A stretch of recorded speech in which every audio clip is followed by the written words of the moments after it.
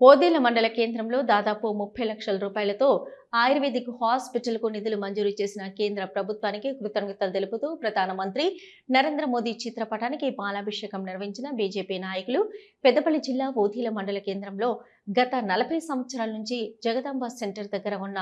Ayurvedic hospital శిథిలావస్థకు చేరడంతో గ్రామ ప్రజల కోరిక మేరకు కేంద్ర ప్రభుత్వ ప్రధాని నరేంద్ర మోదీ ప్రభుత్వం తెలంగాణలో ప్రతి జిల్లాలో ఒక గ్రామానికి ఆయుర్వేదిక్ హాస్పిటల్ కి మంజూరు ఇచ్చినట్టు మన ఓదెల గ్రామానికి కూడా నూతన ఆయుర్వేద హాస్పిటల్ కొరకు మంజూరు ఇచ్చినందుకు కృతజ్ఞతగా ఓదెల గ్రామ ప్రజలు ప్రధానమంత్రి నరేంద్ర మోదీకి కృతజ్ఞతలు తెలుపుతూ మోదీ చిత్రపటానికి పాలాభిషేకం నిర్వహించారు. ఈ సందర్భంగా వారు మాట్లాడుతూ ఈ యొక్క హాస్పిటల్ శాంక్షన్తో 100 సంవత్సరాల వరకు గ్రామ ప్రజల ఆరోగ్య దృష్ట్యా ఎలాంటి ఇబ్బందులు ఉండవని ఆయుర్వేదిక్ హాస్పిటల్ కి దాదాపు 30 లక్షల రూపాయలతో కొత్త బిల్డింగ్ శాంక్షన్ ఇవ్వడంతో మోదీకి కృతజ్ఞతలు తెలిపారు.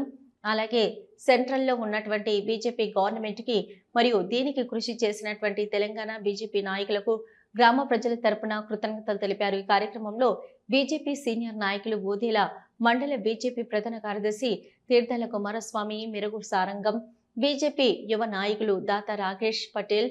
ఎంబాడి కుమార్, ఎంబడి మల్లేష్, వంగరి చందు,